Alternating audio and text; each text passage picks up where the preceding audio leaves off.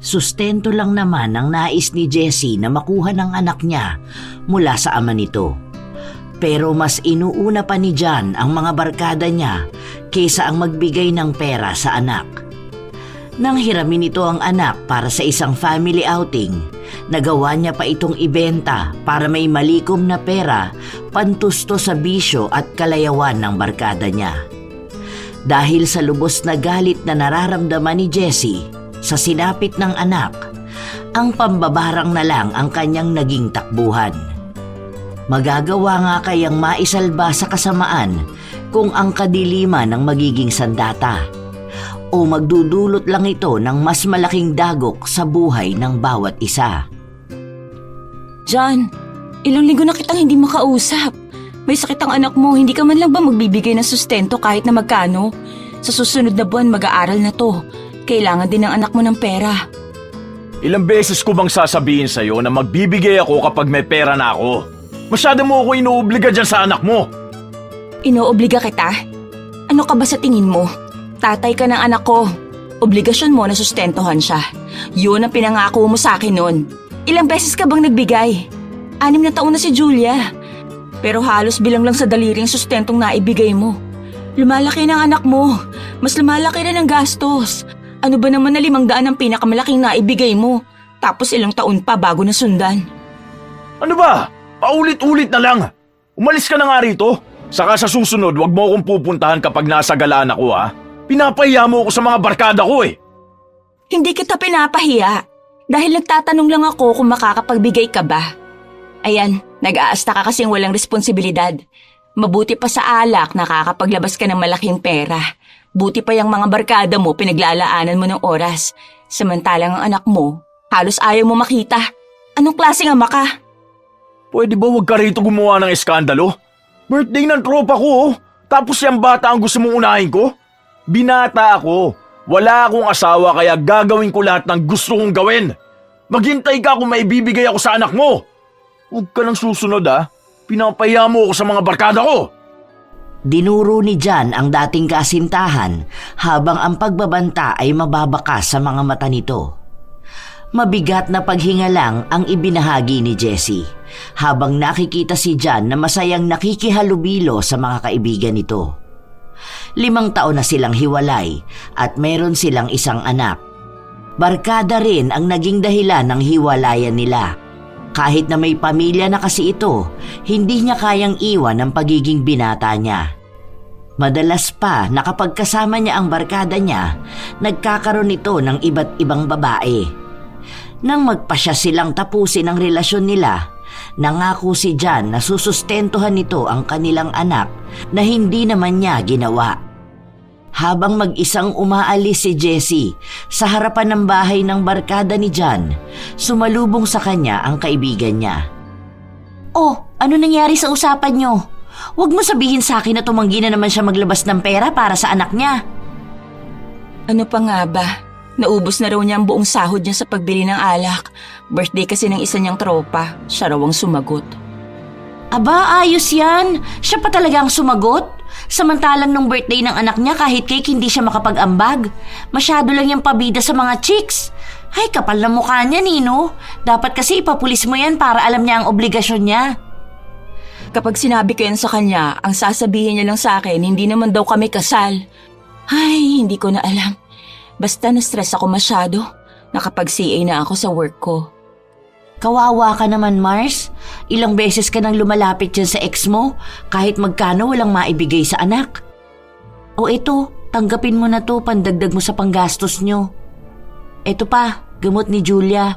Binilan ko na rin ng vitamins at bukas, kapag nakuha ko yung balikbayan box na padala ni Kurt, dadalan ko kayo ng chocolates at gatas, ha? Hindi na, Mars. Ano ka ba? Okay na itong mga naitulong mo sa akin. Huwag na yung pera. Saka salamat dito sa mga nabili mong gamot. Sorry para tuloy naging obligasyon yun na ako. Nakakahiya naman sa asawa mo. Wala pa nga kayong anak, pero daig niyo pa yung sumusustento ng bata. Ano ka ba naman? Inaanak ko si Julia at bilang ninang niya, ginagawa ko lang naman ang maitutulong ko. Maliit na bagay lang naman yan. Tanggapin mo na yan, mahirap tanggihan ng grasya. Salamat talaga, Mars. Hindi ko alam kung saan kami pupulutin kung wala ka. Labis ang tuwa na nararamdaman ni Jessie dahil sa mga naitulong sa kanya ng kaibigan niya. Dahil sa gamot na bigay ni Vicky, umayos na rin ang pakiramdam ng bata. Kinabukasan, habang nagwawali si Jessie ng bakuran, napansin niya ang bagong lipat nilang kapitbahay. Mag-asawa yon na matanda na. Nagbigay pa siya ng ngiti nang tingnan siya nito. Kinahapunan, nagpunta sa bahay nila ang kaibigan niya na may dalang pagkain. Mars, kumain na ba kayo? May dala pala akong sopas oh. Oo nga pala, kumusta na ang inaanak ko? Ayun, maayos na siya kahit papano. Salamat nga pala dito. Sandali lang, isasalin ko lang para maibalik ko kagad ang mangkok. Oo nga pala, napansin mo ba yung bagong lipat? Ah, si Manang Lala? Oo, kanina nakita ko sila. Mag-asawa yun. Ang galing nga eh. Matanda na sila pero magkasama pa rin. Nakausap ko na yun kanina. Sabi nila binili raw ng anak nila yung bahay na yun para sa kanila. Gusto raw kasi nilang tumira sa tahimik na lugar. Natawa nga ako eh. Kako, paano magiging tahimik dito? Bunga nga pa lang ni Marites tuwing umaga mabubulabog ka na. Maririnig niya kako yun tuwing gigisingin nun yung mga anak nun para pumasok sa school. Loko ka talaga. Kinwento mo pa talaga sa kanya yun? Ay, aba syempre. Dapat lang malaman niya para hindi siya magulat. Pero alam mo ba, parang may something. Something? Anong something? Kasi narinig ko silang mag-asawa. Nag-uusap kasi sila nun. Ganito kasi yun. Di ba nagluto ako ng sopas, tapos magdadala ko sa kanila. Then, narinig ko sila na pinag-uusapan ng tungkol sa pambabarang. Sabi ng lalaki na sana daw sa bago nilang bahay, wala na silang dadalhing itim na mahika. Medyo natakot nga ako eh. Siguro marunong yun mambarang, no? Dapat pala palagi akong mabait sa kanila. Naniwala ka naman sa ganun. Mukha naman silang mababait. Saka may totoo bang barang? O kung totoo man yun, siguro napakasamang tao naman ang magpapabarang ng kapwa niya.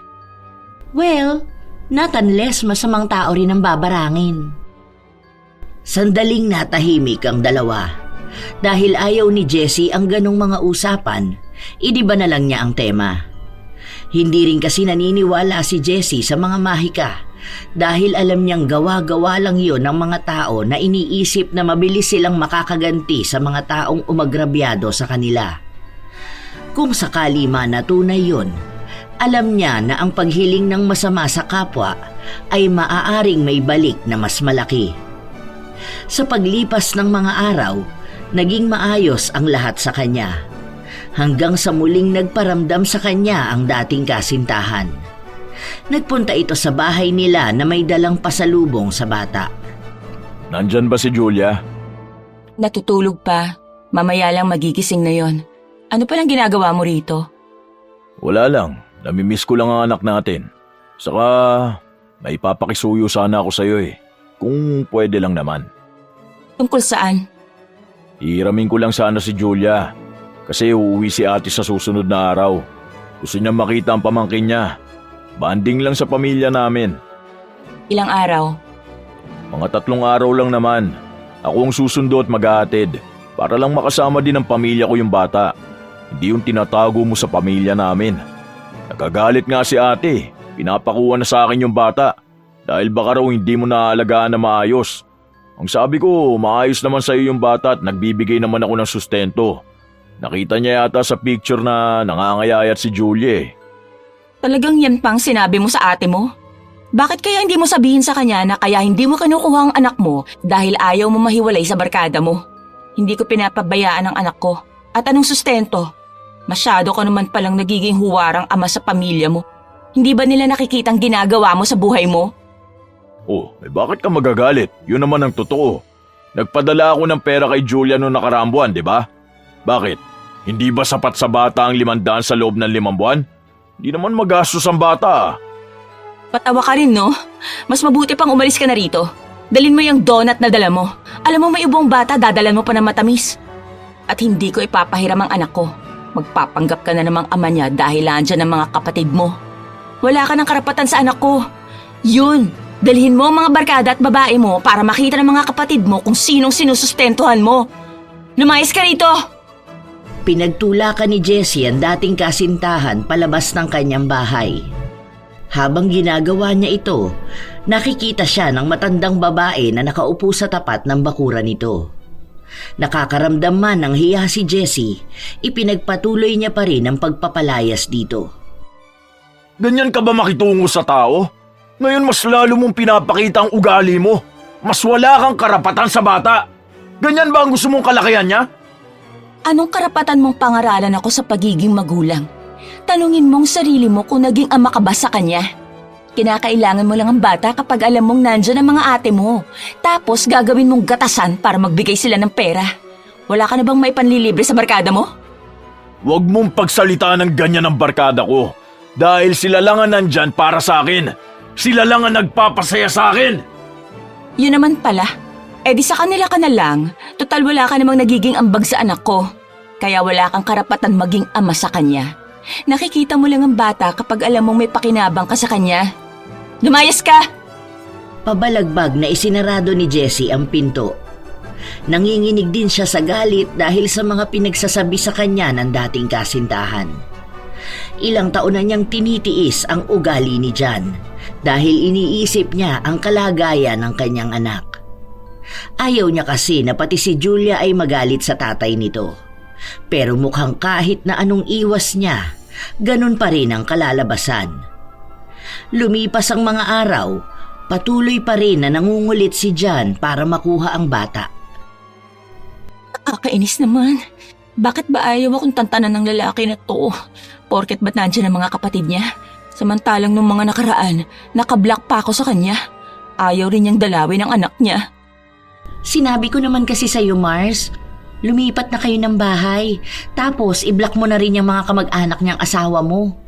Tingnan mo nga, pati mga kapatid niya kung ano-anong sinasabi sa'yo, wala naman silang alam sa ginagawa ng kapatid nila.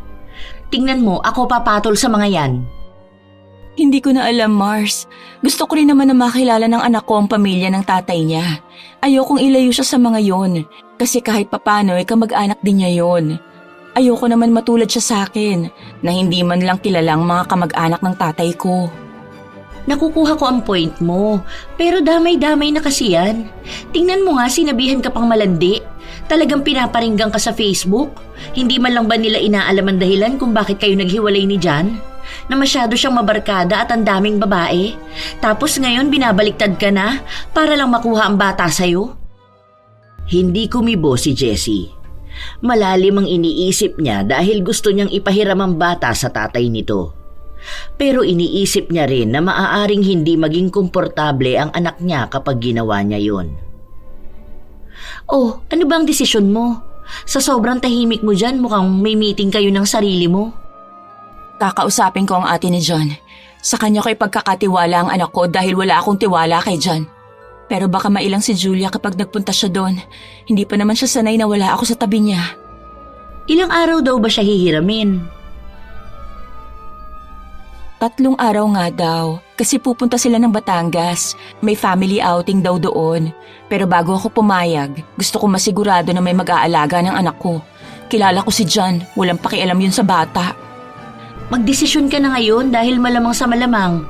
Bukas andito na ang angka ng hinayupak na yun. Katulad nga ng sinabi ni Jessie, sinubukan niyang tawagan ng ate ni John. Nangako naman ito na aalagaan nila si Julia.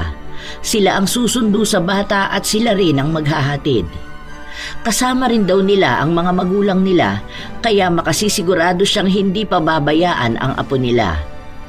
Kahit na may pag-aalangan ay pumayag si Jessie. Inihanda niya rin ang mga gamit ng anak niya at ipinaliwanag sa bata ang dahilan. Anak, doon ka muna kina Mamang Lita ha. Kukunin ka nila bukas, tapos uuwi ka rin after 3 days. Makakasama mo sila Tita Glenda mo. Nandun din si Papa mo. Magpakabait ka ha. Marami kang mga pinsan doon na makakalaro mo. Mabigat sa kalooban ni Jessie na mawawalay sa kanya ng 3 araw ang anak niya. Nang sumapit ang kinabukasan, sinundo ni John ang anak niya. Kasama nito ang mga kapatid. Noong una ay ayaw pang sumama ni Julia, pero napakiusapan nito ng kanyang ina na dapat kahit na paano ay nakikihalubilo siya sa mga kamag-anak ng kanyang tatay. Siguraduhin mo lang natutupad kayo sa napagkasunduan natin, ha? Oo, salamat, pumayag ka. Aalis na kami.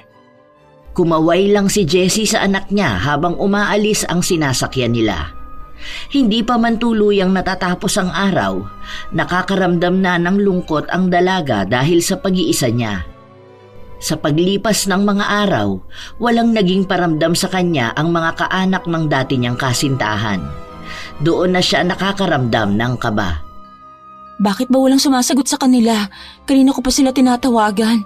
Anong oras na hindi pa nila dinadala ang anak ko? Sinubukan mo na bang tawagan ng nanay niya? Kapag wala pa rin yan hanggang mamaya, puntahan natin sila sa bahay nila. Ay naku, wag naman sana nilang iluwas sa malayo ang bata. May anak ba yung ate ni John? Yung galing sa abroad? Wala eh. Alam ko hindi na yun magkakaroon ng anak kasi ang naalala ko na operahan yun sa matres. Kaya malabo na siyang magkaroon ng anak. Duda nga ako. Kanina pa ako kinakabahan kasi dati pa lang kinakausap niya na ako na aampunin daw nila ang anak ko. Paano kung tuluyan nilang kunin si Julia? Hindi ako papayag, Mars. Huwag ka talagang papayag. Ang kapal naman ng mukha nila para kunin ng bata. Naku, huwag na tayong maghintay pa. Puntahan na natin ang walang yamong ex. Sunduin na natin ang inaanak ko. Pati ako nahihirapan sa pinagdaraanan mo eh. Naaawa na ako sa iyo, Mars. Sinamahan ni Vicky ang kaibigan niyang puntahan ang tinutuluyan na bahay ni John. Pero ang sinabi sa kanya ay umalis na ito doon nung nakaraang araw pa. Kaya sinunod nilang puntahan ay ang bahay ng bunsong kapatid ni John, kung saan doon din niya naabutan ang dati niyang kinakasama. Noong una ay ayaw siyang labasin ng lalaki. Kahit na anong pilit niyang pagtawag, walang sumasagot sa loob ng bahay. John, alam kong nandyan ka. Lumabas ka dyan. Harapin mo ako. Huwag ka maging duwag. Nagpatuloy si Jessie na kalampagin ang gate ng bahay. Nang nakukuha na niya ang atensyon ng mga tao sa paligid, lumabas ang kapatid ni John. Pilit siyang pinapaalis nito. At ang sabi ay tatawag ito ng pulis, pero hindi natinag si Jessie. Hinamon niya ang mga ito na kung tatawag sila ng pulis, malalaman din ng mga yon ang kalokohan na ginawa ng kapatid niya. Walang pakialam ang dalaga. Wala sa kanya ang takot dahil ang mas mahalaga sa kanya ay ang mabawing muli ang anak niya. Dahil wala na ring magawa pa si John, lumabas ito para kausapin si Jessie. Sinabi ko na nga ba? Ilang beses ka bang pagtatakpan ng pamilya mo? Nasaan na si Julia? Hindi ba sinabi ko sa iyong ihatid mo siya sa akin ng maaga? Nasaan ang anak ko? Ilabas mo siya! Ano ba? Masyado ka skandalosa, Jessie. Wala na si Julia. Kinuha na ni ate. Siya na magpapalaki at mag-aalaga sa bata. Huwag mo na silang guluhin at mas mainam na umalis ka na rito. Nanggugulo ka pa eh. Hindi ka man lang ba nahihiya sa ginagawa mo? Ano? Bakit mo binigay ang bata? Anong karapatan mo?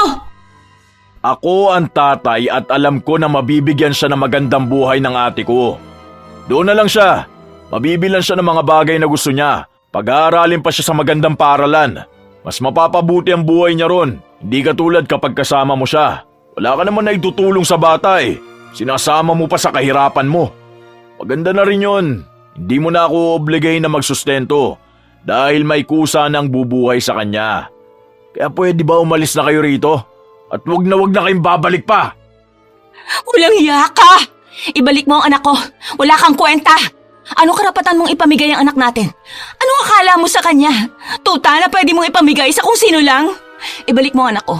Dahil sinabi ko sa iyo, John, kahit hamunin niyo ako ng patayan, hindi ko kayo tatantanan. Wala akong pakialam sa impluwensya ng pamilya mo. Dahil kung para sa anak ko, lahat kaya kong gawin.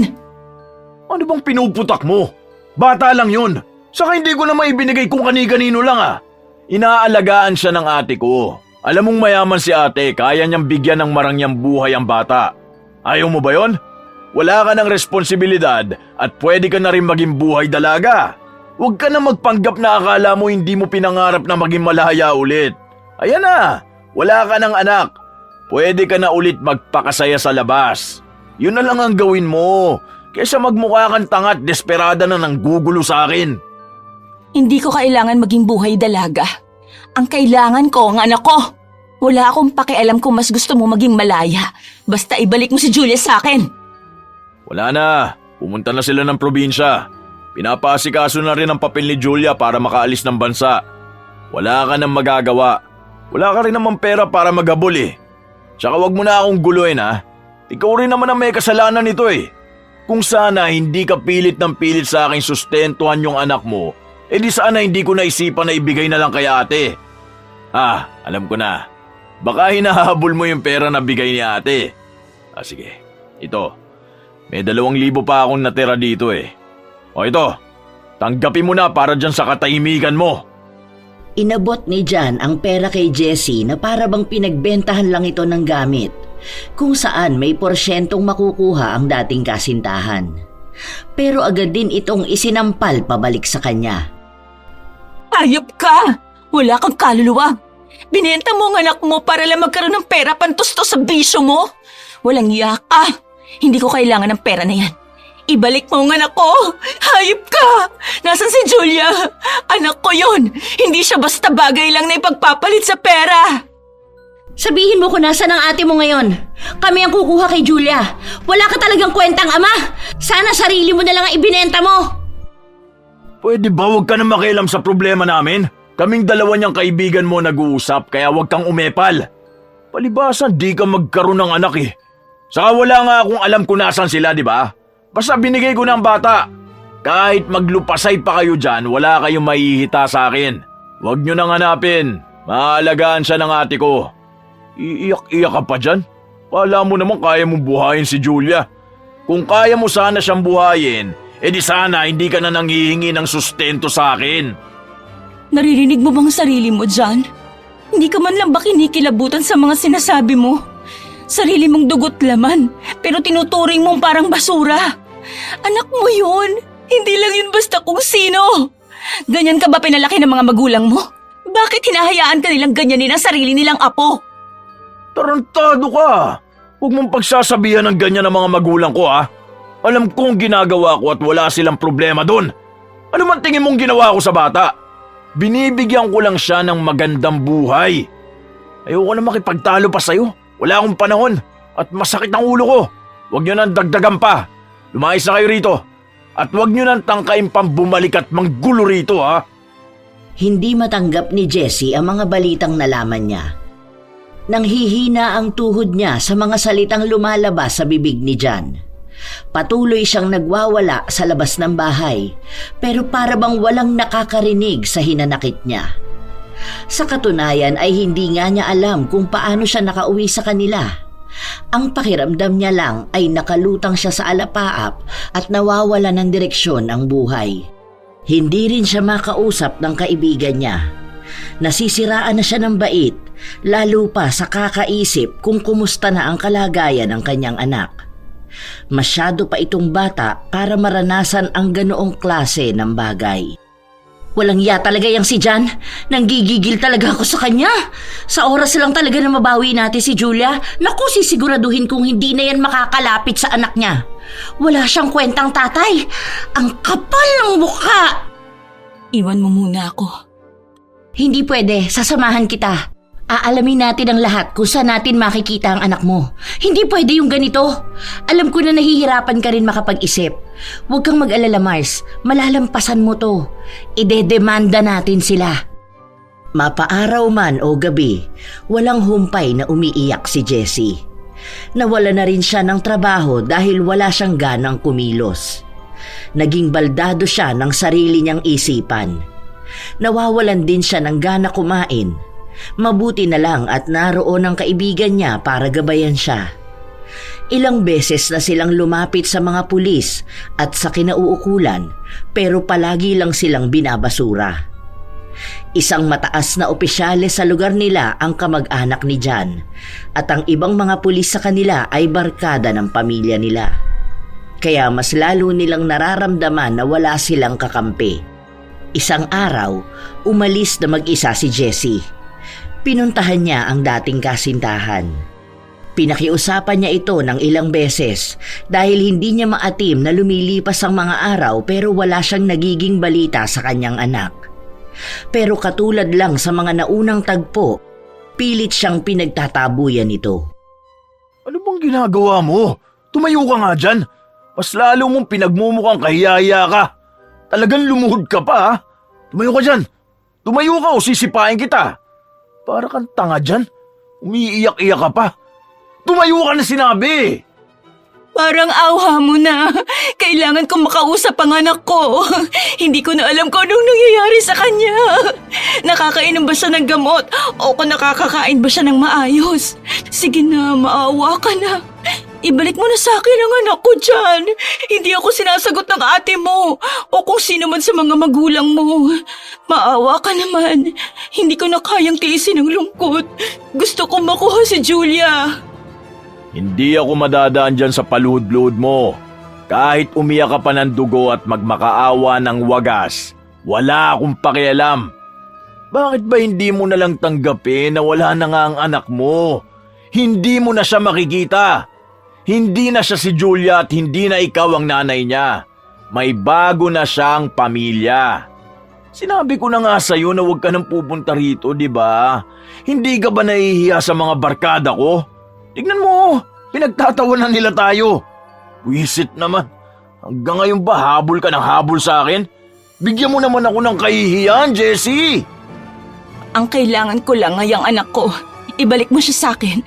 Pangako hindi na kita guguluhin kahit kailan. Ibalik mo lang sa akin si Julia. Wala ka nang maririnig na kahit na ano. Hindi mo na rin kami makikita pa. Parang awa mo na dyan. Parang awa mo na. Tigas sa ulo mo! Bahala ka nga dyan! Pinigilan pa ni Jessie na umalis ang dating kasintahan pero sinipa lang siya nito na naging dahilan upang mapahalik siya sa lupa. Umalis ng tuluyan si John nang hindi man lang siya nililingon. Si Jessie naman ay walang humpay sa pagluha. Ayaw niyang umalis doon hanggat hindi sa kanya sinasabi kung saan niya matatagpuan ang anak niya. Dahil sa awa ng isang karelasyon ng barkada ni John, nilapitan nito si Jessie at tinulungang tumayo. Hindi na kasi niya maatim ang ginagawang pagmamakaawa nito na hindi naman din pinapansin. Parang awa mo na. Tulungan mo naman ako na makita ang anak ko. Hindi ko kayang wala siya sa buhay ko. Ayaw sabihin ni John kung nasaan siya. Pangako, hindi na ako magpupunta dito basta makuha ko lang ang anak ko. Nag-aalangan pa ang babae na tulungan siya nung una. Pero mahigpit nitong hinawakan ang kamay ng babae. Ang mga namumugto niyang mata ay puno ng pagsusumamo. Alam kong ina ka rin. Hindi mo rin gugustuhin na maranasan ang pinagdaraanan ko ngayon. Maawa ka na sa akin. Alam kong nararamdaman mong pagiging desperada ko. Para sa anak ko, sige na. Hindi napigilan ng babae na maluha dahil sa pagmamakaawa ni Jessie. Kahit nakaibigan ni John ang asawa niya, tinutulungan nito si Jessie. Alam ng babae kung saan nanunuluyan ang kumuha sa anak nila dahil minsan na itong nabanggit ni John. Doon lang nalaman ni Jessie na hindi pala ate ni John ang umampon sa bata. Ibinenta ni John ang anak niya sa mag-asawang nakilala nito sa internet. Sa halagang 15,000, ibinigay niya si Julia. Ipinakita ng babae ang litrato ng mag-asawa at kung saan nila ito maaaring makita. Inuusig na kasi siya ng kanyang konsensya, lalo pa at nalaman niyang minamaltrato ng mag-asawa ang bata. Sadista kasi ang mga umampon kay Julia.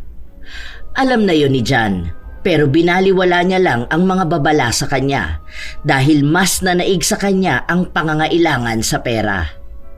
Nang makakuha ng impormasyon si Jessie, agad siyang nagpasama sa kanyang kaibigan para puntahan nila ang bahay na pinaglalagyan ng anak niya. Hindi na siya mapakali at ayaw na niyang mag-aksaya pa ng oras.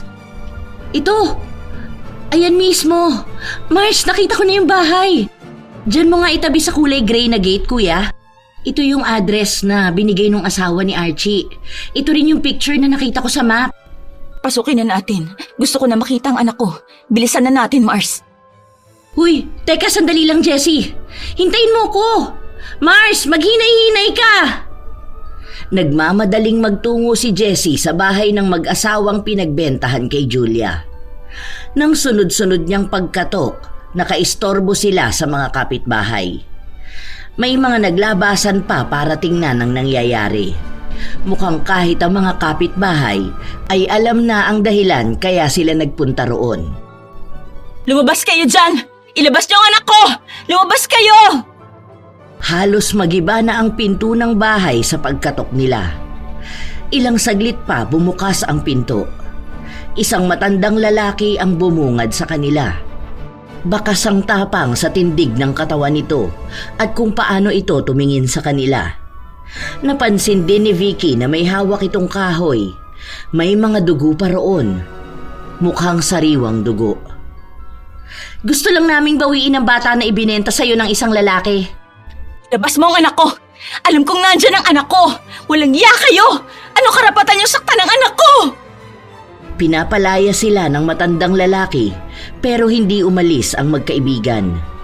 May mga kasama rin silang mga lalaki dahil naisipan ni Vicky na kakailanganin nila ng tulong kapag nagkaroon ng sapilitang pagbawi sa bata. Hindi nga siya nagkamali dahil lumaban ang lalaki. Pinagpapalo sa kanila ang kahoy na hawak nito. Doon na tuloy ang nagkagulo. Kahit nasugatan si Jessie, nagawa niyang pumasok sa loob ng bahay. Naabutan niya pa ang matandang babae na galing sa isang kwarto. Ikakandado na sana ito ng babae pero agad na tumakbo papunta roon si Jessie at malakas itong itinulak. Agad niyang binuksan ang pinto kung saan niya nakita ang anak niya na nakahiga sa kama at hinang-hina. Maraming pasa ang katawan at sobrang payat. Nakakapanghina ang tagpong ito para sa isang ina. Anak ko, anong nangyari sa'yo? Halika, sumama ka na kay mama. Umuwi na tayo, anak ko. Kawawa ka naman, anak. Hindi mapigilan ni Jessie na maiyak sa sinapit ng kanyang anak. Dahil sa kaguluhang nangyari, may mga dumating na pulis upang pigilan sila. Doon nakakuha ng tulong si Jessie na mabawi ang anak niya. Doon lang nila nalaman na marami na palang naging kaso ang mag-asawang ito pagdating sa bilihan ng mga bata. Bumibili sila ng mga bata para sadistahin. Kaya mas lalong nangingibabaw ang galit na nararamdaman ni Jessie sa ama ng anak niya. Nakauwi na rin sila sa bahay na walang humpay sa pag-iyak si Julia. Nanginginig siya sa takot. Diyos ko po, anong nangyari kay Julia? Kawawa naman ang bata. Masyadong sadista ang mag-asawang yun. Mabuti na lang at nakuha natin kaagad ang bata. Baka kung tumagal pa bangkay na ang abutan natin. Hindi ko kayang tingnan ng matagal ang inaanak ko. Grabe, sobrang bigat ng dibdib ko. Mas lalo akong nanggagalaiti sa galit sa walang yang tatay niyan. Kung nakikita niya lang ngayon ang ginawa niya sa anak niya. Kaso, halangang kaluluwa noon para makaramdam ng awa sa bata. Doon na lang natin yan pag-usapan sa labas, Mars. Mabuti na lang at nakatulog na si Julia at kumalma na. Maraming salamat pala sa tulong mo. Hindi ko alam ang mangyayari kung wala ka. Maraming salamat, Mars. Ang dami kong problema na dinadala sa'yo. Pasensya ka na ha, kung pati ikaw nagugulo ko na. Ay, ano ka ba? Wala yun. Huwag kang humingi ng pasensya, Mars. Basta ang mahalaga sa akin, nakuha na natin ulit si Julia. Basta sinasabi ko sa'yo wag na wag kong makikitang lalapit yung tatay niyan sa anak mo. Baka hindi ko mapigilan ang sarili ko. Naku, siya ang bugbugin ko. Hindi man lang niya naisip kung anong mangyayari sa anak niya. Napakahalang at walang kwentang tatay. Grabe, ibinenta ang anak. Tapos ayan, muntikan pang mamatay. Wala man lang pakialam sa bata. Hay, nakakapanginig ng laman. Hindi na talaga ako papayag na makalapit pa yan sa anak namin. Sisiguraduhin kong may kalalagyan siya. Naaawa ako sa anak ko, Mars. Ilang taon pa lang siya. Ganyan ang inabot niya. Hindi ko akalain na ipagpapalit siya ng tatay niya sa 15,000. Ang sakit sa dibdib. Kasi yun lang ba ang halaga ng anak niya para sa kanya? Tapos isang araw niya lang inuubos ang pera na yun sa mga barkada at babae niya. Diyos ko po, Mas mahalaga pa ang bisyo kaysa sa anak. Huwag na muna natin pag-usapan yan. Ikaw rin, Mars, magpahinga ka na ha. Alam kong pagod ka at ang dami mo ring pinagdaanan. Tabihan mo na si Julia para mapahinga mo na rin yung utak mo. Hayaan mo bukas na bukas, pupunta tayo sa doktor para mapagamot natin ang bata. Grabe ang pangangayayat ng inaanak ko. Labis ang pagpapasalamat ni Jessie sa kaibigan niya dahil sa mga naitulong nito sa kanya. Habang lumilipas ang mga araw, unti-unti na ring gumagaling si Julia. Nagiging maayos na ang pangangatawan niya.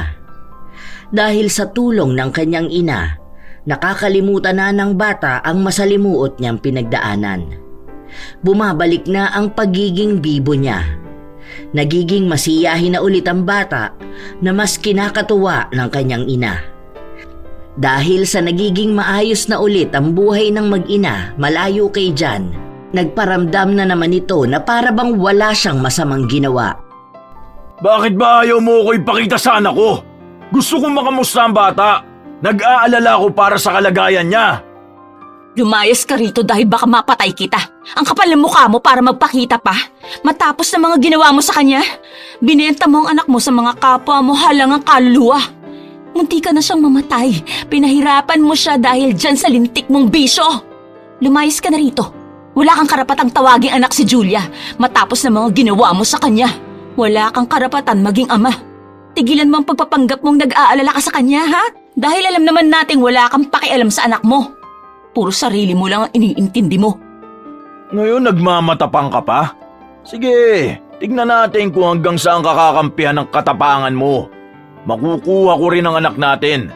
Ako ang ama niyan, kaya may karapatan ako sa bata. Huwag mo akong pagsasalitaan na akala mo isa kang mabuting ina, ha? Dahil kung mabuti kang ina, dapat alam mo kung paano siya mabibigyan ng magandang buhay. Sige, ngayon mo ako hamunin. Tignan natin kung hanggang saan din naaabot ang kakapalan ng pagmumukha mo. Bakit, wala ka bang pera? Ipagkakaluno mo na naman ang bata para may panlibre ka ng alak sa mga kaibigan mo. Hindi ka na makakalapit pa sa anak ko. Kahit pagbali-baliktarin mo ang mundo, anak ko yan. May karapatan ako sa bata. Magulang ako at kaya ko rin makuha ang anak ko. Kaya huwag kang umasa na parang ikaw lang ang gumawa sa kanya. Dahil kung wala ako, wala si Julia. Hindi mo maaalis ang karapatan sa akin bilang isang ama. Dugot laman ko ang nananalaytay sa kanya. Bilang isang ama?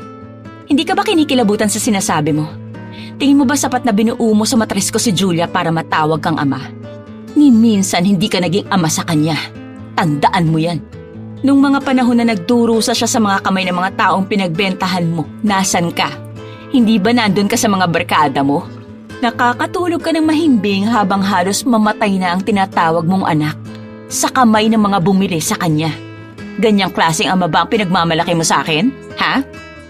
Tandaan mo to, Jessie. Hindi mo maitatago sa akin ang anak ko. Dahil kahit saang parte mo tingnan, ama pa rin ako niyan. Mas may karapatan ako sa buhay niya. Lumayas ka rito! Lumayas ka! Nakikipagmatigasan si John. Ayaw niyang umalis hanggat hindi niya nakikita ang bata. Nang makita siya ni Julia, hindi tumigil sa pag-iyak ang bata. Dahil bumabalik sa alaala nito ang mga ginawa sa kanya ng kanyang ama.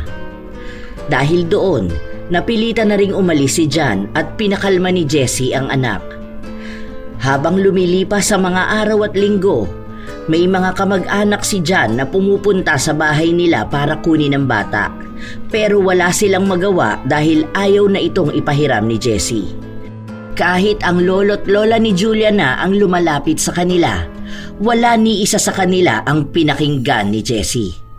Dahil simula noong pumayag silang ibenta ni John ang anak nito, doon pa lang ay nawala na sila ng karapatan na tawaging kadugo ang anak niya. Umalis na po kayo rito, bago pa po ako mawala ng respeto sa inyo. Kahit po anong gawin nyo, hindi ko na muli pang ipagkakatiwala sa inyo ang anak ko. Dahil baka hindi ko na siya makita pang muli. Tapos na po ang ugnayan nating lahat. Dahil nung mga panahon na naghihirap ang anak ko, wala kayong ginawa para iligtas siya. Ngayon, gusto niyong kunin ang tiwala ko? Wala na pong natitira pa. Kaya utang na loob, tigilan niyo na po ako. Lubayan niyo na kami ng anak ko. Huwag niyo na pong gawing miserable ang buhay ng bata. Dahil kung totoong mahal niyo siya, dapat sinimulan yung pangaralan ng anak ninyo sa pagkakamali niya. Hindi yung pilit ninyong pinagtatakpan. Matapos itong sabihin ni Jessie ay agad niyang isinarado ang pinto. Patuloy siyang ginugulo ng pamilya ni John. Dumating pa sa punto na nagkaroon sila ng kasunduan sa barangay kung saan dapat ay ipapahiram ang bata sa ama nito sa tuwing Sabado at Linggo, pero hindi pa rin pumayag si Jessie. Sa galit ng pamilya ni John, gusto nilang iakyat ang kaso para makuha ang kustodiya ng kanyang anak. Talagang hindi niyo kami titigilan ng anak ko? Ano pa bang gusto mo? May mas malaki bang offer sa'yo? Mas malaki bang magiging benta mo sa anak ko kaya habol na habol ka? Di ko alam ang sinasabi mo. Huwag mo akong pagbintangan. Baka ikaw ang gumagawa ng masama. Ngayon lumalabas na sa sarili mong bibig na ibinebenta mo ang sarili mong anak. Maganda yan, dahil mas may magiging laban kami sa'yo. Makukuha ko rin si Julia. Mas may kakayahan akong buhayin siya kaysa sa'yo. Magkakasubukan tayo. Hindi ako natatakot. Sisiguraduhin kong dadaan ka muna sa bangkay ko bago mo muling mahawakan ng bata. Sige, tignan natin kung hanggang saan aabot ang katapangan mo. Hindi nagpatinag si Jessie. Ayaw niyang patulan ng ama ng kanyang anak, pero punong-puno na siya. Habang nagpapatuloy ang kaso, nauubusan na siya ng pera at nahihiya na rin siyang humingi ng tulong sa kaibigan niya. Wala rin namang maitutulong sa kanya ang mga kamag-anak niya dahil ang iba roon ay hindi niya kilala. Wala na siyang ibang malalapitan pa. Pero ayaw niyang isuko ang pakikipaglaban dahil sa oras na mapasa kamay ni John ang bata, mas masalimuot na buhay pa ang haharapin nito. Hindi niya hahayaang maging impyerno ang buhay ni Julia. Habang nakaupo sa bakuran si Jessie, nilapitan siya ng matandang kapitbahay. Mukha atang malalim ang iniisip mo, iha. Kanina ko pa kasi napapansin na nakatulala ka dyan. Opo. May problema lang po akong gustong maresolba. Nahihirapan na po ako. Pero gusto kong ilaban ang anak ko. Konti na lang, mababawi na siya sa akin ng tatay niya. Natatakot po ako sa maaaring mangyari sa anak ko. Mapapahamak lang siya. Alam ko na ang gagawin sa kanya ni John dahil minsan na siyang binenta nito. Sa sobrang kademonyo ng lalaking yun, alam kong uulitin niya lang yun. Handa niyang ipagpalit ang anak ko sa konting halaga. Baka may maitutulong ako sa'yo. Hindi na po. Salamat na lang po. Nakakahiya naman po dahil bagong salta lang kayo rito pero palagi niyong nakikita ang problema ko. Pasensya na po kayo. Pero ayos lang po. Alam mo, marami na akong nakilalang tao na katulad mo. Pero alam mo bang ang katulad mong lumalaban ng patas, walang kayang ipanalo sa mga taong ubusan ng yaman ng gusto. Sa tanda kong ito, iba't ibang klase na ng tao ang nakasalamuha ko. Alam ko kung paano sila lumaban at alam ko kung paano natatalo ang mga taong umaasa sa patas na hustisya. Ano pong ibig niyong sabihin? Gamitan mo sila ng itim na mahika. Ilabas mo ang galit mo sa pamamagitan ng bagay na uubos ng pera nila pero hindi nila mahahanap ang lunas. Kaya kitang tulungan na lumaban sa kanila. Sandaling natigilan si Jessie sa mga sinabi ng matandang babae. Para bang lumalamig ang simoy ng hangin at may bumubulong sa kanya bilang pagsang-ayon, pero may pagtataka pa rin. Pasensya na po pero hindi ko tatanggapin ang tulong niyo. Hindi ko po maaatim na may masasaktang tao sa pamamagitan ng itim na kapangyarihan. Lalaban po ako ng patas dahil mas naniniwala po akong may hustisya pa rin. Saka natatakot po ako sa maaaring maging balik niyan sa akin. Pag-isipan mong mabuti, iha. Kapag kailangan mo ng tulong, narito lang ako para sa'yo. Puntahan mo lang ako kapag nakapagdesisyon ka na. Hindi na naalis pa sa isipan ni Jessie ang mga salitang binitawan sa kanya ng matandang kapitbahay. Para bang may kung anong enerhiya rin na humihila sa kanya para gawin yon. Pero mas pinaninindigan niya ang hustisya na makukuha niya. Pero wala siyang napala, mas nanaig ang kabilang panig na makuha ang kustodiya ng kanyang anak. Dahil wala siyang trabaho at walang kabuhayan, mas piniling ibigay ang bata sa tatay nito. At kahit na anong pagmamakaawa niya, hindi siya dinidinig ni Numan. Pakiramdam niya ay pinagkakaisahan siya ng lahat. Hindi niyo pwedeng kunin sa akin ang anak ko. Huwag niyo siyang ilayo sa akin. Parang awa niyo na. Kaya ko siyang buhayin at bigyan ng magandang buhay. Sinabi ko naman kasi sa'yo na wala kang panalo sa amin. Ngayon magmamakaawa ka? Magpaalam ka na kay Julia dahil paniguradong hindi mo na siya makikita kapag lumayo na kami. Ayaw mo kasi maniwala sa akin na hindi uubra yung pagmamatabang mo at yung pagpapaawa mo. Ginagawa mo lang katatawanan ng sarili mo, Jessie. Bakit naman ganun? Dapat sa nanay pa rin ang bata, lalo na at may kaso kang pagbebenta sa anak mo noon. Hindi ito makatarungan. Bakit mas pinapaboran kayo ng batas? Lumalabang kami ng patas pero bakit kayo ang pinapanigan? Nasaan ang hustisya doon? Simple lang yan. Dahil mas may pera ang pamilya namin kesa sa kalaban namin. Mayaman ang ate ko. At may mga kamag-anak kaming nanunungkulan. Kaya bakit ka pa magtataka? Makukuha ko ang lahat ng gusto ko. At anong patas ang pinagsasasabi mo? Naniniwala ka pa talaga na sa panahon ngayon na nanalo pa rin ang mga taong lumalaban ng patas? Magkaibigan nga kayo. Pareho kayong talunan. Sige na, aalis na kami ng anak ko. Hindi, sandali lang. Hindi pwede. Anak ko, sumama ka sa akin. Julia, anak. Julia! Hindi tumitigil si Julia sa pag-iyak niya at nais na sumama sa kanyang ina pero hindi ito pinayagan ni Jan. Binitbit niya ang bata papasok sa sasakyan kung saan naroon ang mga kamag-anak niya. Halos mahimatay naman si Jessie habang lumalayo ang sasakyan. Hindi niya matanggap na kahit na anong gawin nila, hindi nila nagawang maipanalo ang laban. Tama nga si Jan, hindi siya pwedeng umasa na mananalo lang siya basta dahil lumalaban siya ng patas. Pasensya ka na, Mars. Hindi kita nagawang matulungan dito. Ginawa naman natin ang lahat pero wala tayong laban sa kanila. Hayaan mo, iisip ako ng ibang paraan para makuha natin si Julia. Tama nga si Manang Lala. Hindi kailanman mananalo ang mga taong lumalaban ng patas. Hindi ako papayag na ilayo nila sa akin ang anak ko. Kahit na anong mangyari, babawiin ko siya sa walang niyang pamilya na yun. Hindi pa dito natatapos ang lahat ng to. Hintayin nila ang paghihiganti ko. Buo na sa loob ni Jessie ang desisyon na gawin ang inaalok sa kanya ng matandang kapitbahay. Yun na lang ang tanging makakapitan niya.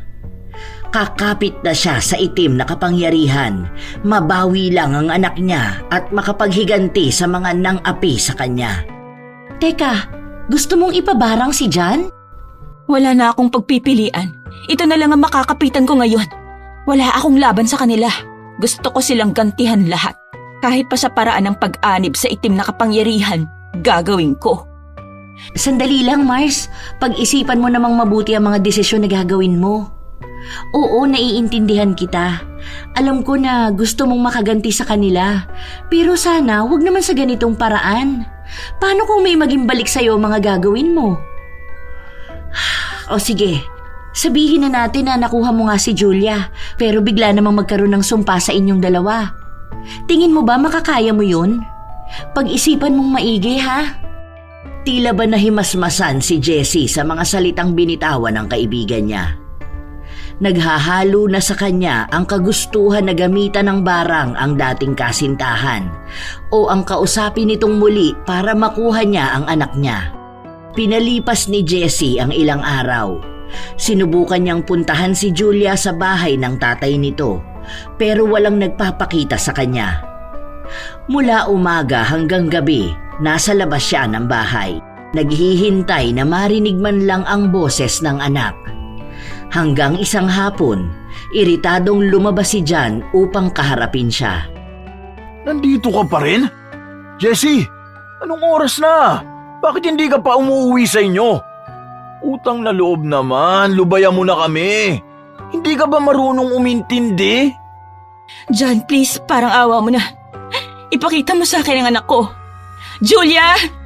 Anak, nandyan ka ba? Anak, lumabas ka dyan. Nandito ako para kunin ka. Anak! Anak, nandito si Mama. Lumayas ka na rito. Wala na rito si Julia. Wala ka nang kukunin dito kaya lubayan mo na ako. Wag ka na magpapakita pa sa akin. Anong ginawa mo sa anak ko? Saan mo na naman lupalop siya dinala? Walang hiya ka! Hayop ka talaga! Binenta mo na naman ang anak ko! Aray, ano ba? Dinadala ko lang siya sa magandang buhay na hindi mo kaya ibigay sa kanya. Hayop! Napakasama mong ama! Talagang hindi ka na naawa sa anak mo! Ginawa mo na naman sa kanya yun! Wala ka talagang pakialam sa nararamdaman niya. Hindi mo siya dinadala sa magandang buhay. Pinaparanas mo lang sa kanya ang impyerno.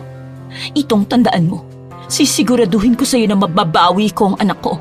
Hintayin mong lumuhod ka sa sakit ng gagawin ko sa'yo. Sisiguraduhin kong makukuha mo ang karma mong hayop ka.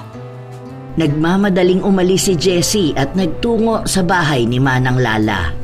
Buo na sa kalooban niya ang pagpapabarang sa dati niyang kasintahan. Paano po natin magagawa ang pambabarang sa tatay ng anak ko?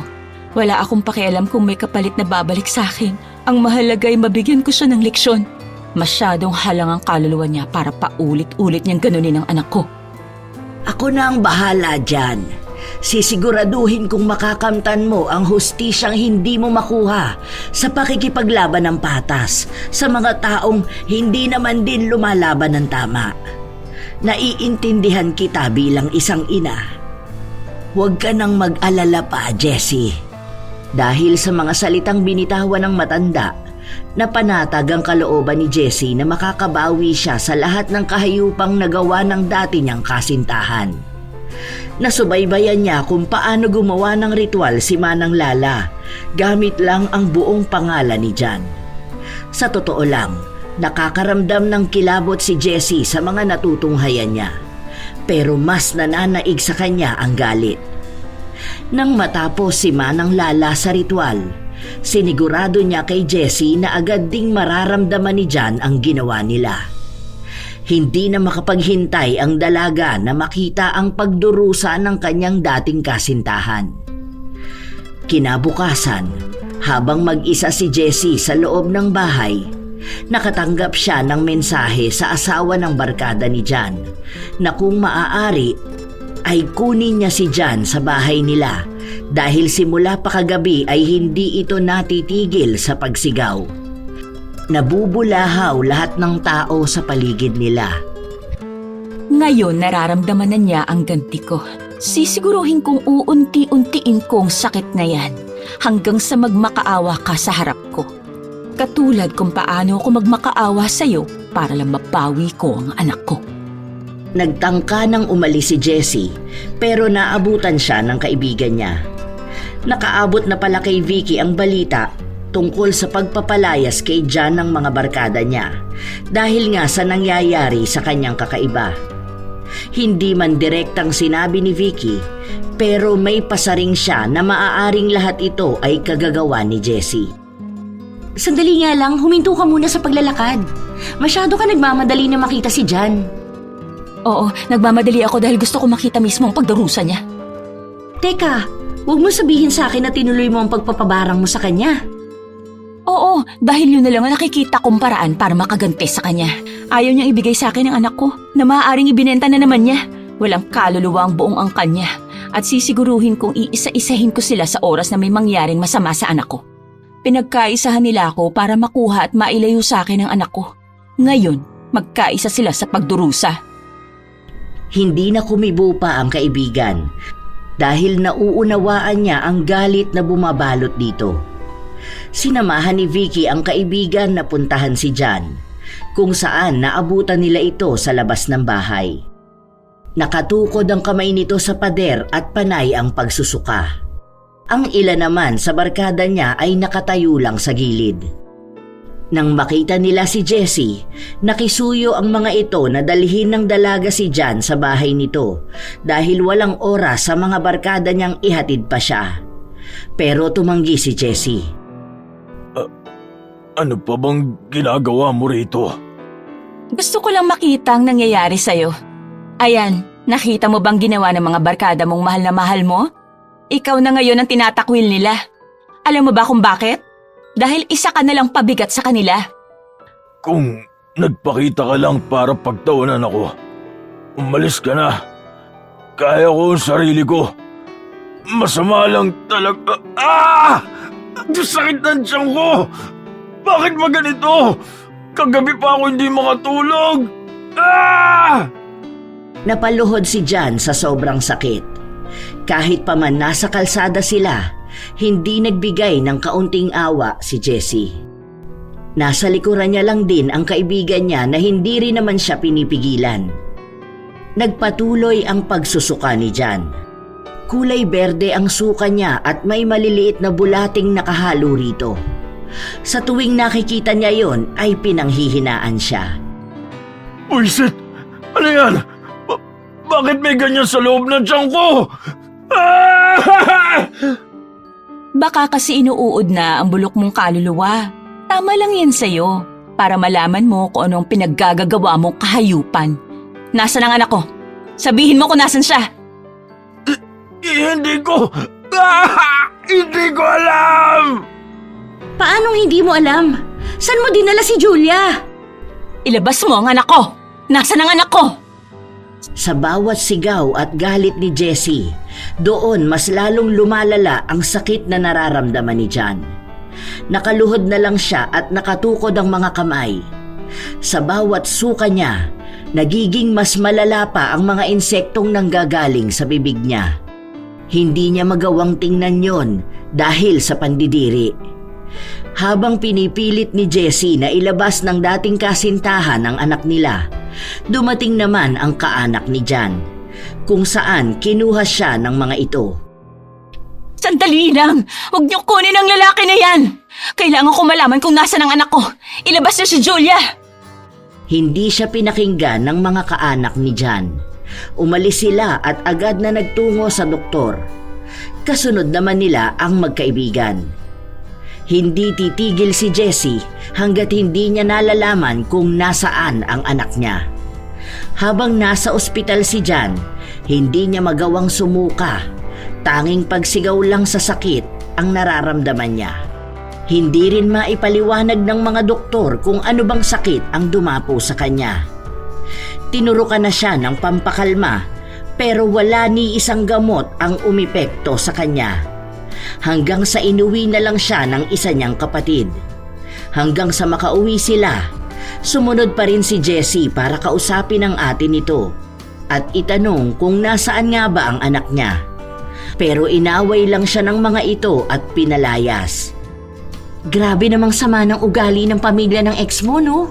Ikaw pa ngayon ang sinisisi kung bakit nagkaganon ang kapatid nila. Tapos ikaw pa ngayon ang insensitive. Hinahanap mo lang ang anak mo. Mga buwisit eh. Hindi ko man sinusuportahan ang ginawa mo. Pero mukhang tama ka nga na ginawa mo yan sa kanya. Tingnan natin kung hindi yan magtanda. Hindi ako aalis dito hanggat hindi niya sinasabi kung nasaan ang anak ko. Kailangan ko makuha si Julia. Baka kung ano nang nangyayari sa kanya. Hindi tumitigil ang pagsigaw ni John kahit na nasa labas si Jessie. Rinig na rinig niya ang pagdurusa ng dating kasintahan. Alam niya na sa bawat minuto, mas lalong lumalala ang nararamdaman nitong sakit. Pero masyadong nagmatigas ang pamilya nito na kausapin si Jessie. Wala ni isa sa kanila ang humaharap sa kanya at sumasagot sa tanong niya kung nasaan ang kanyang anak. Ilang araw na ang lumipas, pabalik-balik si Jessie sa bahay ng kapatid ni John at nagbabakasakali. Pero wala siyang napapala. Narinig niya rin ang usapan na nangangayayat na nga si John dahil napapadalas na sumusuka ito na may mga kasamang insekto. Hindi rin ito nakakakain ng maayos. Habang nasa labas si Jessie, napansin niya na may dumating na albularyo. kung saan doon kumukonsulta ang kapatid ni Jan. Dahil sa takot niya na malaman ang ginawa niya, nagmamadali siyang magtungo sa bahay ni Manang Lala. Paano po yun? Mapapagaling po ba siya ng albularyo? Hindi pa ako tapos sa kanya dahil ayaw pa niya ring ibalik sa akin ang anak ko. Wala ni isa sa mga kapatid niyang kumakausap sa akin. Ano pong gagawin natin? Huwag kang mag-alala, Iha. Hindi siya gagaling hanggat hindi mo binabawi ang sumpa. Kahit na ilang albularyo pa ang tawagin nila, hindi nila makokontra ang ginawa ko. Dahil sa totoo lang, wala pang albularyo ang nakagawang makatalo sa akin. Pinaghandaan ko na yan bago pa natin gawin ang ritual. Paano po kung hindi niya ibalik sa akin ang anak ko? Habang buhay siyang magdurusa, makakaramdam siya ng kamatayan pero hindi siya lalamunin ito. Kahit ilang taon pa ang lumipas, patuloy siyang kakapitan ng sumpa. Ipaparana sa kanya ang impyerno kahit na buhay pa siya. Magdurusa siya hanggang kailan mo gugustuhin. Sa katunayan, nakakaramdam ng tuwa si Jessie habang naririnig niya ang mga salitang yon. Katulad ng ipinangako sa kanya ng matandang manggagaway, hindi napagaling ng albularyo si Jan. Nanatili siyang nakaratay sa higaan, nanghihina, nangangayayat at parabang naghihingalo sa bawat oras. Isang beses, habang naghihintay si Jessie sa labas ng bahay, pinapasok siya ng ate ni Jan. Gusto siyang makausap nito. Pagpasok ni Jessie, doon niya lang ulit nakita ang kalagayan ng dating kasintahan. Hindi na ito halos makilala dahil butot balat na lang ito. Ang bilis bawiin ng lakas mo, hindi ba? Ang lahat ng mga kasamaan na ginawa mo sa amin ng anak mo, lalong-lalo na kay Julia, unti-unting bumabalik sa'yo. Namnamin mo yan ng maigi dahil alam kong mas magtatagal pa yan lalo. Kaya nga, gusto kitang makausap. Huwag natin pabain pa ang problema. Sabihin mo kung nasa ng anak ko at babawiin ko siya. Hindi ka man lang naawa sa kanya. Pinagpalit mo siya sa barkada mo na ngayon wala nang pakialam sa'yo dahil wala ka ng kwenta para sa kanila. Tignan mo, ngayon na naghihirap ka, may iniisa ba sa barkada mo ang nag-abala na alagaan ka? Wala, di ba? Dahil kasama mo lang sila kapag maayos at masaya ka. Sila ang pinagpalit mo sa pamilya mo. Patawarin mo ako sa mga nagawa kong pagkakamali sa'yo. Ang dami kong na-realize nitong mga nakaraan. Hindi dapat ibang tao ang pinili ko. Patawarin mo ko, Jessie. Walang saysay ang kapatawaran sa isang taong hindi naman nagbabago. Kailangan ko ang anak ko, hindi ang pagsisisi mo. Ibinenta ko si Julia sa pinsang ko. Nasa Maynila sila ngayon. Pero pinakuha ko na kina mama. Baka mamaya nandito na rin sila. Ang dami kong pagkukulang sa anak ko. Ang dami kong maling nagawa. Sana bigyan mo ako ng pagkakataon na makapagbago, Jessie. Makakaya kitang patawarin, pero hindi para bigyan pa ng isang pagkakataon na pumasok sa buhay namin. Ibalik mo lang sa akin ang anak ko. Nagtangkang magsalita si Jan nang sandaling dumating ang kanyang mga magulang, kung saan dala na nito si Julia. Isang mahigpit na yakap ang ibinahagi ng bata sa kanyang ina. Labis ang lungkot at pangungulila nila sa isa't isa, kaya hindi na napigilan pa ni Jessie na maiyak. Nang matapos na yumakap ang bata sa kanyang ina, kinausap naman ito ang kanyang ama. Nakakaramdam ng awa si Julia sa kanyang tatay. Ang inosente nitong kaisipan ay nagbibigay ng busilak niyang awa. Ipinaubaya na rin ng mga magulang ni Jan ang bata sa ina nito dahil sinabi nilang wala silang karapatan na ilayo ito sa kanya dahil una pa lang may mali na ang anak nila sa nagawa sa kanya. Humingi rin ng tawad ang nanay ni Jan. Nagmamakaawa pa siya kay Jessie para patawarin siya nito at ang pamilya nila. dahil ang dami niyang pinagdaanan sa kanilang kamay. Hindi agad tumugon si Jessie dahil nais niyang pag-isipan ang mga bagay. Bago umalis si Jessie, nakausap niyang muli si John. Kahit hindi pa ngayon, sana mapatawad niyo ako ng anak natin. Ang dami kong pinagsisisihan, pero huli na ang lahat. Alam kong wala na akong magagawa pa para maitama ang mga yun. Kaya ginawa ko na lang ang ikabubuti ni Julia. Alam kong maaalagaan mo siya ng maayos at hindi mo siya pababayaan. Magpaalam ka na sa anak mo dahil ito na rin ang huling araw na makikita mo siya. May hiling lang ako. Sana wag mo na kaming hanapin at guluhin pa kapag naging maayos ka na. Bumuo ka ng sarili mong pamilya at huwag mong iparanas sa mga magiging anak mo ang naranasan ni Julia sa'yo. Kung mapapatawad man kita pagdating ng araw, sana hindi na muli pang magtagpo ang mga landas natin. Salamat sa pangunawa mo sa akin, Jessie. At pangako, hindi ko na kayo guguluhin. Sana dumating ang araw na matutunan mo ring patawarin ako. Sinulit ni John ang mga sandali na kasama niya si Julia.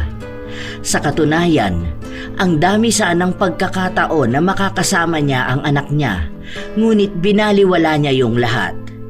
Dahil wala siyang pakialam sa bata nung mga panahon na mas masaya siya kapag barkada niya ang kasama. Humingi rin siya ng tawad sa bata at pinaintindi ang mga nangyayari. Masyado pang mura ang kaisipan ni Julia para maunawaan ang lahat ng ito. Bago umalis ang mag-ina, nanghingi ng pera si Jessie bilang kabayaran ni John sa mga panahong wala siya para sa anak. Hindi naman nagdalawang isip ang ate ni John na magbigay ng pera. Matapos nito ay nagtungo na ang mag-ina sa kanilang bahay. Kinausap ni Julia ang kanyang mama tungkol sa kalagayan ng kanyang ama. Sinabi ng bata na sana ay gumaling na ang papa niya upang mabigyan ito ng pagkakataon upang magkaroon ng maayos na buhay. Mukha naman daw kasing nagsisisi ang kanyang ama at may natutunan na ito. Habang tulog si Julia, lumabas si Jessie kung saan naabutan niya ang kanyang kaibigan na nag-aabang sa kanya. Kumusta naman ang naging pag-uusap niyong dalawa? Mabuti naman at nakuha mo na si Julia. Anong balak mo ngayon yan? Nagpasya na akong umalis dito. Sinabi ko na rin sa kanya yon at sa pamilya niya. Nangako siya sa akin na hindi na niya kami guguluhin ng anak niya. Mukhang natauhan na siya sa mga nangyari sa kanya. Doon niya lang naisip na ang mga barkada niyang pinili noon ay siya namang magtatakwil sa kanya kapag nasa lowest point na siya ng buhay niya. Ang mahalaga sa akin ngayon, naibalik na sa akin si Julia at nagsisisi na ang tatay niya. Inamin niya na rin ang lahat ng pagkakamali niya. Ano nang gagawin mo? Nasa ilalim pa rin ng itim na mahika si John, di ba? Matatanggal lang yun sa oras na ipaalis mo ang sumpa. Gusto kong iwan ang lahat ng sakit sa lugar na to. Kaya iiwan ko na rin ang galit ko sa kanya. Gusto kong magsimula ng bagong buhay na hindi mabigat ang dibdib ko. Kaya ipapaalis ko na ang sumpa. Magpapatawad ako para sa kalayaan namin lahat. Agad na nagtungo si Jessie sa kanilang kapitbahay na gumawa ng ritual. Pinabawi na niya ang sumpa na ipinataw sa dating kasintahan. Napag-isipan na niya na tama na nga ang ibinigay nilang aral para malaman ni John kung ano nga ba talaga ang dapat niyang pahalagahan sa buhay niya. Hindi niya alam kung ano na ang mangyayari kay John. Ang alam lang ni Jessie, pinakawalan na niya ang sarili niya sa galit na gumagapos sa kanya. Nagsimula na rin siyang mag-empake ng mga gamit para sa pag-alis nila. Nagpaalam din siya sa kaibigan niya at sa mga taong naging malapit sa kanya. Isang araw, bago umalis ang mag-ina, napansin ni Jessie na paalis na rin ang mag-asawa na tumulong sa kanya. Nang kausapin niya ang mag-asawa, ang sabi nila ay pipiliin na ulit nilang makalayo sa nakararaming tao. Ayaw na ng asawa ni Manang Lala na gumamit ulit siya ng itim na mahika dahil lahat pala ng kanilang nililipatang bahay may taong nagagawaan ng ritual. Pero lahat yon ay pagtulong sa mga tao na nangangailangan. Tulong niya para sa mga tao na hindi kayang abutin ang pantay na hustisya. Nagpasalamat na lang muli si Jessie bago siya nagpaalam sa mga ito. Oh Mars, aalis na kami ng inaanak mo ha. Sa susunod na lang tayo magkita ulit. Ay, mamimiss ko talaga ang cute na inaanak ko. Sige, sa susunod kapag nakaluwas ako ng Manila, pupuntahan ko kayo. Mag-iingat kayo palagi, ha? Mamimiss din kita, Mars. Basta palagi mong tatandaan na nandito lang ako palagi kapag kailangan mo ng tulong. Naniniwala ako na magiging maayos din ang lahat. Umayos ka nga. Huwag mo nga akong pinapaiyak. Para kang tanga dyan. Pero salamat sa mga naitulong mo sa akin. Ganon din ako. Basta kailangan mo ng tulong, nandito ako palagi. Nagyakapan ng dalawa bago sila nagpaalam sa isa't isa. Noong paalis na sila, humiling ang bata na makita ang kanyang ama, kahit na sa huling beses pa. Hindi naman ito ipinagkait ni Jessie. Nagtungo sila sa bahay ni Jan, kung saan nakita niya na unti-unti nang gumagaling ito mula sa kanyang naging malubhang sakit. Kahit na paano ay nakaramdam ng tuwa si Jessie. Naging maayos din ang pakikitungo sa kanya ng pamilya ni Jan. Ilang beses silang humingi ng tawad sa kanya at ang sinabi lang ni Jessie ay hayaan na nila ang oras na hilumin ang mga sakit ng nakaraan. Sa huling pagkakataon na nakasama ni Jan ang kanyang anak, doon siya nagkaroon ng pagkakataon na maramdaman ang pagiging ama. Ngunit katulad sa naging kasunduan nila, hindi niya guguluhin ang mag-ina. Ngunit bago pa man umalis si Jessie, binago niya ang kasunduan. Binigyan niya ng isa pang pagkakataon si Jan para maging ama sa kanilang anak. Pumayag siya na paminsan-minsan ay makakasama ni Jan ang anak nila, pero kailangan munang maipakita ni Jan na nagbago na nga siya. Sa tuluyang paglayo ng mag-ina, sisikapin ni Jessie na mabigyan ng kapayapaan ang pamumuhay nila. Ilalayo at iiiwas ang anak sa mga sakit na naramdaman nito. Maaaring may masamang naging dulot ang galit sa kanya, na umabot sa puntong ginamitan pa niya ng itim na mahika ang dating kasintahan. Ngunit ngayon, sinisikap na niyang layuan ang madilim na yugto ng kanilang mga buhay at yakapin ng buo ang kapayapaan na hatid ng pagbabago.